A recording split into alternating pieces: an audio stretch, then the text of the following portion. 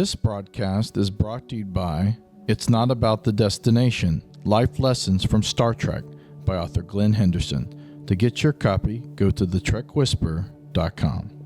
Here at STLV, 59-year mission of awesome, the Star Trek goodies here at OTOY. Join here with Jules. How's your day going first? And what kind of things you guys are doing, and ladies, of all the awesome in VR and beyond?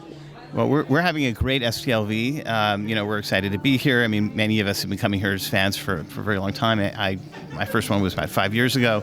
But we've been working on the Roddenberry archive for 5 years straight. And I think we announced the first iteration of it in 21.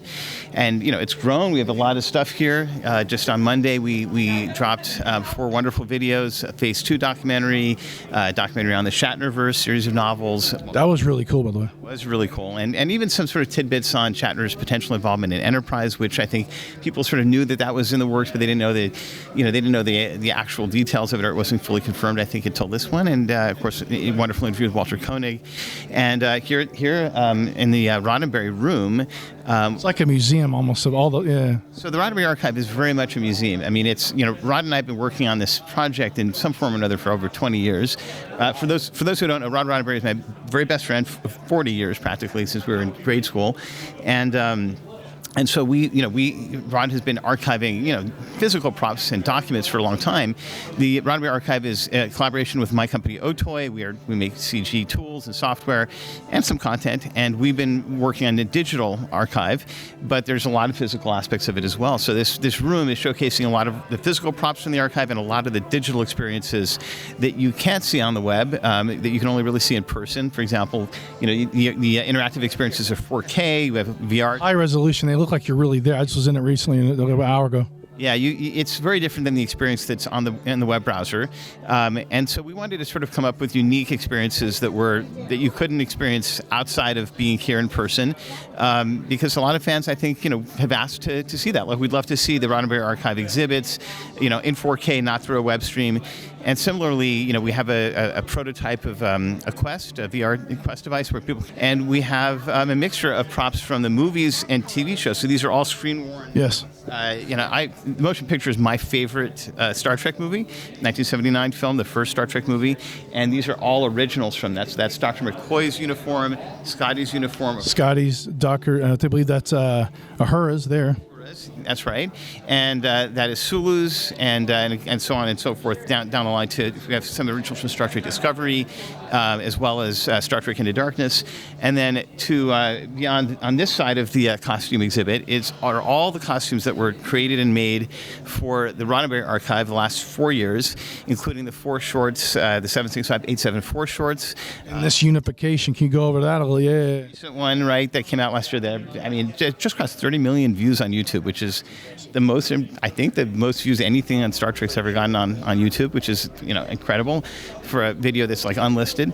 We have the beds. I mean, Dave Blass, who was the production designer on Star Trek Picard, he worked for Terry Metalis. We all love Terry. I just saw him actually at the Akutas for birthday the other day. Trek Mecca, they're all here. Yeah, Terry's here. And there's a little bit of Picard season 3 in there. I can walk you through it. And we have Colt's Kelvin costume, looking at the Daystrom Institute stuff from where Kirk was frozen, right, in there. And so all the stuff from Unification, from the 3 shorts that preceded it, are all here, and even some props that we'd done for elements that we hadn't released yet, including... Saw some physical Erics in there. We have, on Saturday, a couple of us are on panels where we're showing some behind-the-scenes stuff, and we do have a animatronic Erics. It is not painted yet. This one's fully painted. So that's our first physical sculpt that we did some filming with it. We did a couple of shots for the 3rd Roddenberry archive short, and we should put some images on there. I'll show some of the clips, I think, on Saturday. We'll have a couple of 5-10 seconds of that. But now we have a full animatronic version where you can move the mouth and everything, and it looks beautiful. It is just gray because it hasn't been painted yet, but it's awesome. So if you're looking to see anything from the animated series come to life, like, that's our angle. We want to make it. We try to do everything in camera and as a physical prop before we go to CG. So it's wonderful. I mean, as a Star Trek fan, I can't believe this is our work. As a fan myself, and just as seeing what y'all are doing, it's absolutely phenomenal. I got to ask, all of this Trek goodness, all of the years coming up on 60 years of the franchise, what does this mean to you? What does it resonate with you personally? I mean, I have to say Star Trek is kind of my life. Like, I grew up in the Roddenberry house, like I didn't get to know Gene for more than a few years because he passed when Ron and I were really young. Major was like a second mom to me. Star Trek, I mean, before I even met the Roddenberry family, as a child growing up in France, I love Star Trek. I mean, that's why I started the motion picture. I was like 3 years old when that thing came out, but I would watch it on, of course, they had longer editions they would show on TV. No, it's the fact that it's been around for 60 years and that it's still going strong is amazing, and I love it. I think it's one of the few sci-fi shows that really does paint a utopian picture of the future. I mean, certainly Gene's ideals reflect that, and it's incredible that we, working with Roddenberry, are able to sort of bring that to life and to preserve the history of Star Trek. And we couldn't have this team be led by better stewards in the Okudas, Darren Dotterman, Doug Drexler. I mean, they're really the originals, and they've assembled even just an incredible team that I'm really honored to be a part of. Well, I'm honored to be here with y'all today to showcase and look at all the goodies. Jeff, you do a lot of stuff in the OTOY VR verse. Preserving the Star Trek legacy.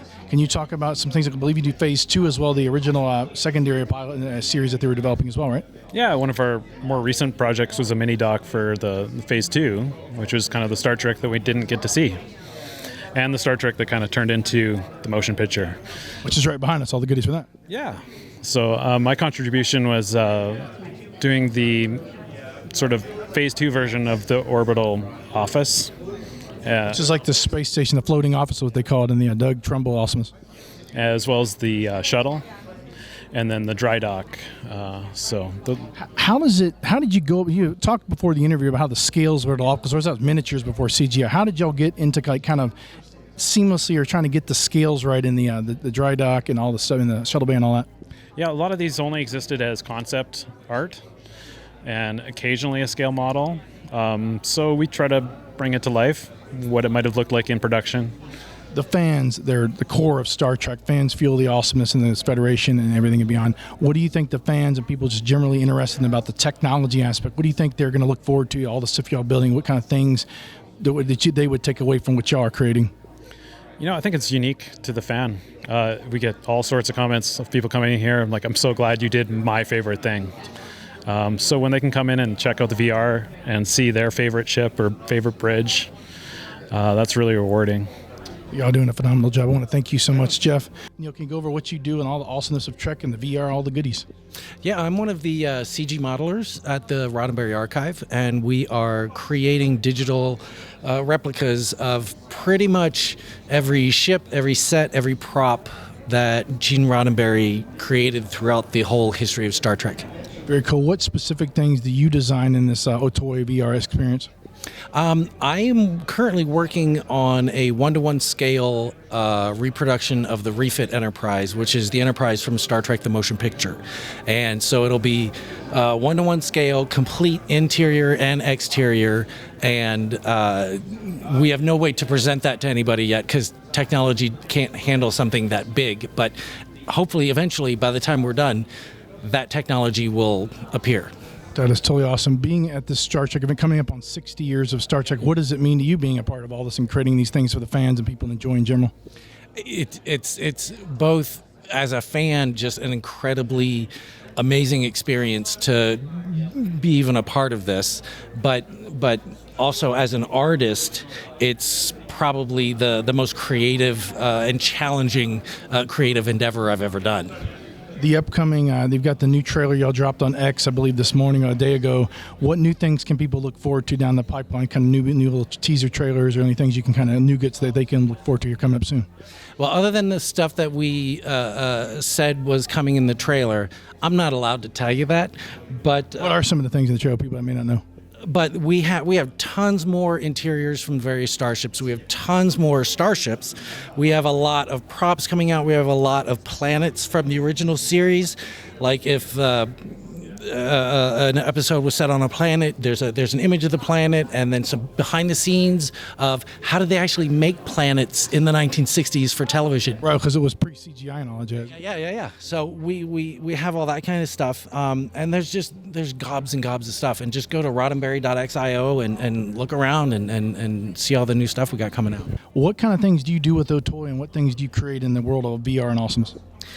So what we do is we try to preserve Gene Roddenberry's legacy by going over the shows and all the series he worked through, and recreate them in 3 dimensions, do renders, do also documentaries talking about their history, the oral history as we call it, because it's important to keep that and to not lose that with time. That's also part of why we do all the 3D reproductions, to be able to explore all the sets, and so that people can see where Star Trek or the other shows came from and how we got to where we are today. It's almost like y'all have created a holodeck of sorts to showcase all the goodies of Star Trek. I've noticed you have some new properties, including the TMP bridge and whole ship design. You also have the NX-01. What are some of the other simulations that you have in the VR experience? On VR in particular, we are trying to do like a sample of every show that we can. We have a lot of room from Strange New Worlds, which is currently airing. Yeah, it's some fantastic designs in there. From the Enterprise D, from Next Generation, of course, we have a lot of things. The Defiant from Deep Space, Voyager, we are working heavily on that right at the moment. Of course, the original Enterprise, that's like the Monte Cristo, the crown jewel of awesome. Yeah, that can't, and not on VR, but on desktop, on the website, we do have like multiple versions of those sets from every season, from the original pilot, from the second pilot. We try to be respectful to every single iteration. So y'all did the Cage one as well. Yes, we have the Cage, we have Where No One Has Gone Before, Season 1, Season 2, Season 3, the Mirror Universe. So getting into the Czech franchise, the property has been now coming up on 60 years of awesomeness. What does it mean to you being able to take this legacy that Gene Roddenberry had created for the future and bringing this modern technology to the fans, but also to the general public, and bringing it to the next generation and beyond? It's really important because as someone who grew up not in the US, I'm from Argentina, it's really surreal to have these sets explorable, because you often see stuff like the Star Trek Tour Attack on the Roga or things like that, which are incredible. Practical, but still cool. Yeah, very cool. Absolutely, 100%. But unfortunately, it isn't available for everyone. So bringing it digitally opens it up to a whole new host of people that otherwise, for either personal reasons or simply their location in the world, wouldn't be able to see it and appreciate it as much. Well, y'all have done an absolute pleasure job. I appreciate you joining us here at STLV 59-year mission. Stay tuned.